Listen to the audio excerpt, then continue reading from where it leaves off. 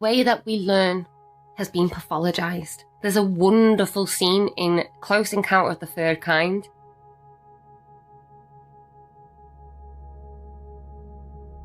He's basically receiving messages from the aliens.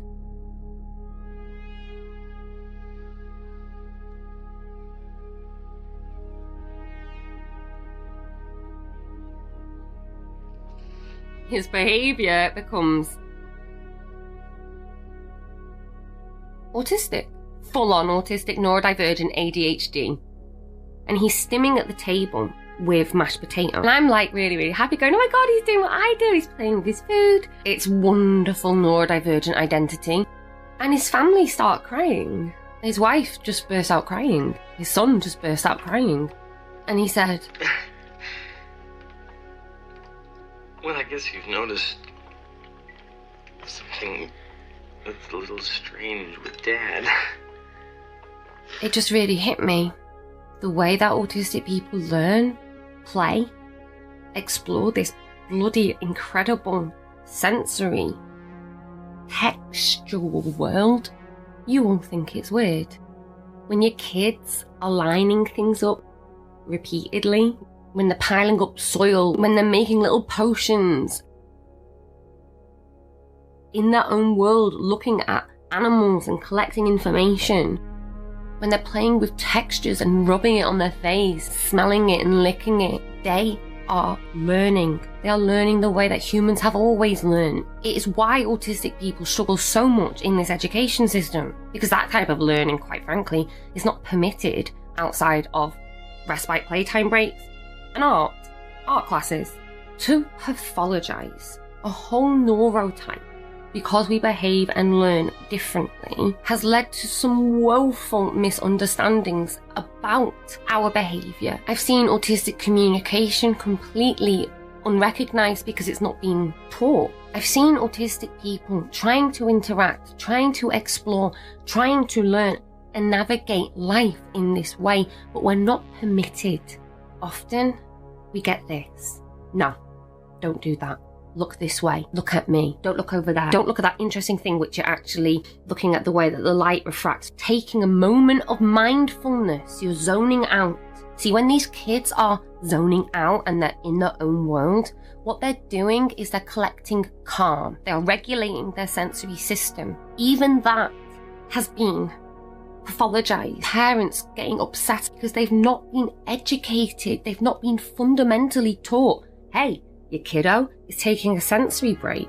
If you stop demanding their eyes, they can hear you and follow their interests. That is your route in. In my findings, there was a shift in ideology towards a more behaviourist approach by non-autistic parents. Now, amongst many of the parental accounts, to me, depressingly, there was a lot of negativity around the idea of social change. Society won't change for us, therefore I have to make my child kind of more resilient to an unfriendly world, if you like. Autistic people, if you are watching this, you are not broken. You are not a disease. You are not disordered. Your disorder is extremely ordered relative to the autistic thinking. Oh, if only they could see that.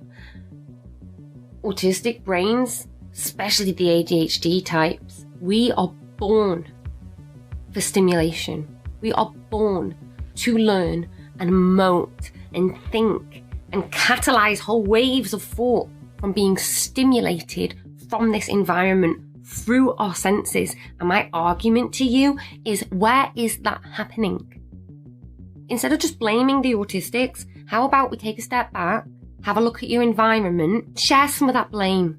Got a great tip from a therapist once, and she said, see that pie of blame that you keep giving to yourself, Sarah? Give a slice of the blame out. So instead of the autistics taking it all, society can have some of that blame. The 9 to 5, Monday to Friday work rule, which is basically making the whole population a nervous, anxious, depressed wreck. We live in concrete jungles away from nature. It is depressing. I need to round up. I think they got everything I need to get, isn't it? I think they got the message right. Oh, I need to tell them what they can do. Okay, that's it. So what you can do, go away now and look at your autistic child, friend, loved one. And if you are autistic, look at yourself in a different way. The next time you flap, the next time they hum, the next time they run up and around naked everywhere, the next time something unusually, beautifully, authentically autistic happens, don't shut it down. Look at the context. Look at what they're trying to communicate. Look at what led to the distress. Look at what led to the misunderstanding. Remember their trauma. Remember this overwhelms them. Remember that socialising is not their forte. And actually it's not even their interest. They want to talk to you about space or about autism or about civil rights or something like that.